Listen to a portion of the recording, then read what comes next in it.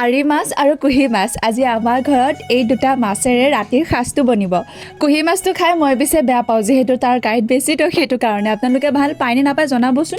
এতিয়া মই জল্দি আহিলোঁ মাছকেইটা বাচিবলৈ। গোটেইকেইটা মাছ পিছে ময়ে বচা নাই, ইফালে মাও বাচি আছে। আকৌ যাবলৈ ওলালোঁ মই এতিয়া ধান বন্ধা মিলত।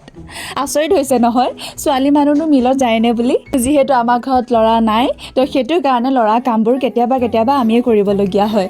এতিয়া মোৰ স্কুটিখনতে ধানৰ বস্তাকেইটা উঠাই লৈ আহি পালোঁ মিল। এতিয়া ভিতৰত ধানৰ বস্তাকেইটা দি মই অলপমান বাহিৰত বহিছোঁ, আৰু বহুত সময় বহাৰ পিছত মোৰ ধানকেইটা হেনো মেচিনত দিছে। এতিয়া এই দাদাজনে আহি মোক সুধিছে যে চাউলকেইটা ইমানখিনি চফাতে হ'ব নে আৰু মেচিনত দিম নেকি। তো মই ক'লোঁ যে ইমানতে হৈ যাব বুলি, আৰু এই দাদাজনে ধুনীয়াকৈ মোৰ মোনাটো বান্ধি দিয়ে, আৰু মই দাঙি স্কুটিখনৰ ওচৰলৈ নিব নোৱাৰিম বুলি মোক অলপমান সহায় কৰি দিলে। দাদাজনক বহুত ধন্যবাদ। আৰু যাৰ ঘৰত ল'ৰা নাই ভাগৰি নাযাব, কিয়নো ল'ৰা কিছুমান কাম আমিও কৰিব পাৰোঁ। আজি ভিডিঅ'টো ইমানে, আজিলৈ আহিছোঁ।